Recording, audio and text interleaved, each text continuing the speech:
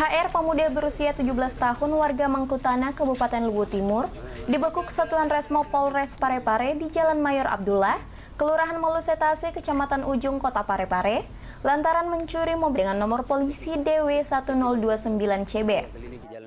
Pencurian mobil tersebut bermula ketika pelaku HR berpura-pura merental mobil milik M. Fatra melalui sahabatnya. Ketika HR berhasil membawa mobil tersebut, ia lantas membawa kunci mobil aslinya ke tempat duplikat kunci di Sengkang saat menuju Parepare. Saat tiba di patung Habibie Ainun bersama 5 temannya, ia menyembunyikan mobil tersebut di tempat yang sulit ditemukan. Pelaku yang telah menduplikat kunci tersebut mengelabui kelima temannya jika mobil telah hilang dan dicuri saat diparkir. Dia menggandakan kunci dan bermaksud untuk menguasai itu mobil secara tanpa hak.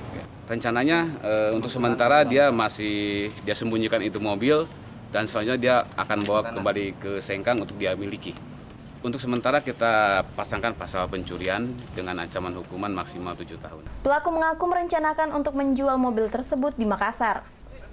Dirwan Dirgantara, Pare TV mengabarkan.